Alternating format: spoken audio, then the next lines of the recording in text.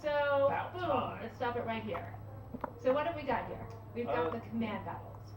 Looks very familiar from the first game, Bravely Default, Flying Fairy, or whether Fairy Flies, or a variation of those titles. But yeah, there was a little teaser at the end of Bravely Default. You can unlock a gyroscopic teaser where you were Tiz in like a weird tank, being like guarding people, and then someone comes in and breaks you out, and it turns to be Magnolia, who's in this trailer as well. Yes. So a lot of familiar faces showing up. All right.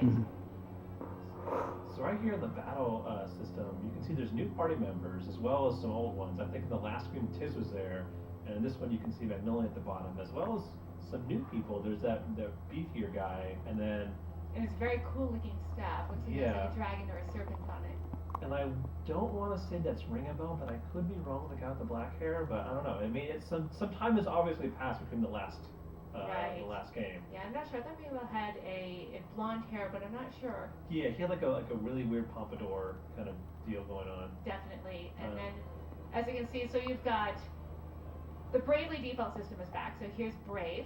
Yeah, so if you're not familiar with the Bravely Default thing, there's two mechanics that you use.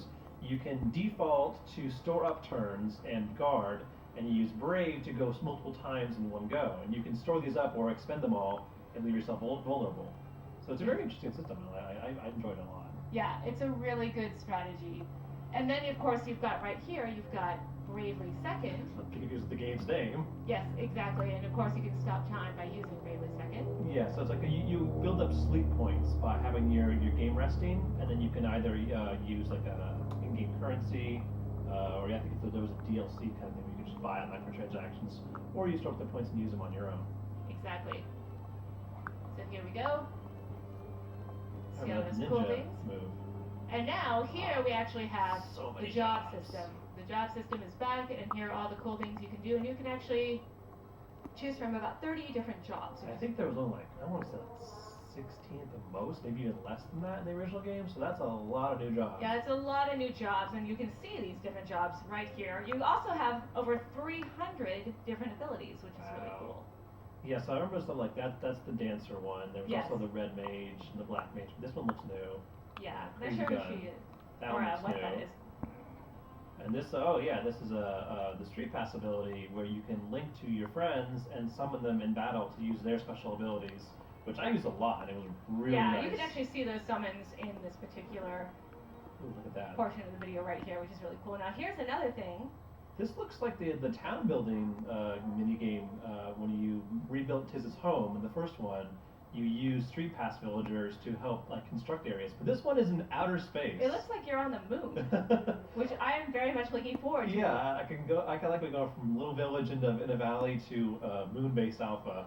In fact, it says so on the bottom in Japanese, so you are definitely doing some awesome space building. So there's like 7 little submarine like space things, and there's a little port at the top, and you can see like the item stores at the bottom, and then there's some enemies that people can transport to your game on the left side. You can fight them for more rewards. All right, excellent. And the more people you put in, the less time it takes to build them. So get that street pass done. Looks like a boss. Right, and here we have all sorts of crazy enemies as well. And look, Agnes is back. Agnes is back. Yeah, I want to say they've grown a bit.